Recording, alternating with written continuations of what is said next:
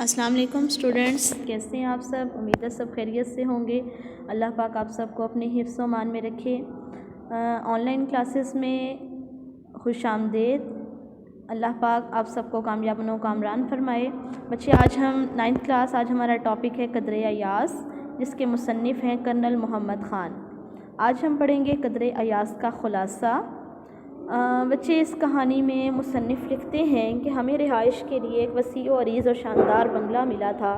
مصنف کا بیٹا سلیم میٹرک کے امتحان سے فارغ ہو چکا تھا، چنانچہ وہ دن بھر بے فکری سے دوسرے کرنیلوں کے بیٹوں کے ساتھ بیڈمنٹن کھیلتا اور شام کو ٹی وی کے سامنے جم جاتا۔ سلیم بوڑھے ملازم علی بخش کے ہاتھوں میں پلا تھا، اس لیے اس کے کمرے میں علی بخش کے سوا کسی کو جانے کی اجازت نہ تھی۔ یہ اس کے اندر بتایا ہے بچے کہ جو کرنل محمد خان ہے اس کا ایک بیٹا تھا سلیم، تو ان کے گھر کا ویو تھوڑا سا بتایا ہے، اور پھر ہے جی کہ ایک دن سلیم کی غیر حاضری میں اس کا ایک دوست ملنے آیا اور باہر برآمدے میں ہی کرسی پر بیٹھ گیا۔ علی بخش نے اسے ٹھنڈا پانی پلایا، سلیم کا انتظار کر کے وہ چلا گیا۔ جب سلیم کو خبر ہوئی تو وہ علی بخش پر سخت ناراض ہوا کہ اس نے اس کے دوست کو گول کمرے میں صوفے پر کیوں نہ بٹھایا اور کوکو کولا کیوں نہ پیش کی۔ علی بخش کو اس ڈانٹ پر بہت دکھ ہوا۔ بات جب مصنف کرنل خان تک پہنچی تو انہوں نے سلیم اور علی بخش دونوں کو اپنے پاس بلایا اور پھر ایک دیہاتی کا قصہ سنانا شروع کیا۔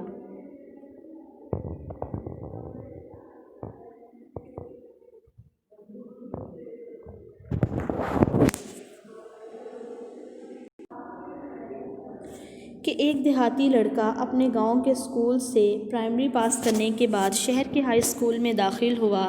جب وہ پہلے دن اسکول گیا تو اس نے سر پر صافہ اور تہمند باندھ رکھی تھی۔ صافہ بچے پگڑی کو کہتے ہیں، ٹھیک ہے۔ ماسٹر صاحب نے شلوار پہننے کو کہا تو وہ بولا کہ او خدایا، شلوار تو لڑکیاں پہنتی ہیں۔ ماسٹر صاحب اسے چھوٹا چودھری کہتے تھے۔ ایک دن ماسٹر صاحب شکار کھیلتے ہوئے چھوٹے چودھری کے گاؤں جا پہنچے۔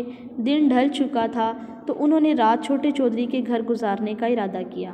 چھوٹے چودھری کے گھر والے نہایت خوش ہوئے، مگر پریشان بھی تھے کہ ماسٹر جی کی مہمان نوازی کیسے کی جائے۔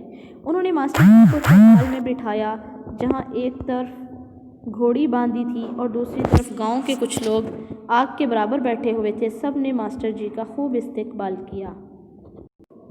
ماسٹر جی کو ایک رنگیلی چارپائی پر بٹھایا گیا اور انہیں مکئی کے بھٹے پیش کیے گئے۔ ماسٹر جی نے چائے کا مطالبہ کیا۔ بڑی مشکل سے چائے ملی تو مگر بنانا کوئی نہیں جانتا تھا، چنانچہ بدمزہ سی چائے تیار ہوئی۔ اس کی تلافی رات کے سالن میں مرغ سے کر دی گئی۔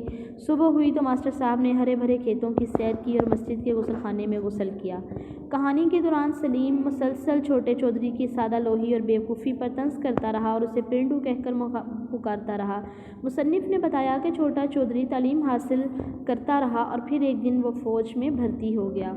سلیم حیرت سے بولا، ابا جان، آپ تو چھوٹے چودھری کو جانتے ہوں گے، آپ ہمیں بھی اس سے ملوائیے نا، ہم بالکل بھی اس بات پر نہیں ہنسیں گے۔ مصنف کرنل صاحب نے سلیم کی طرف ہاتھ پھیلا دیے کہ لو، چھوٹا چودھری تمہارے سامنے کھڑا ہے۔ سلیم بے ساختہ اپنے باپ سے لپٹ گیا۔ اب اس کی آنکھوں میں دیہاتی کے لیے محبت کی چمک تھی۔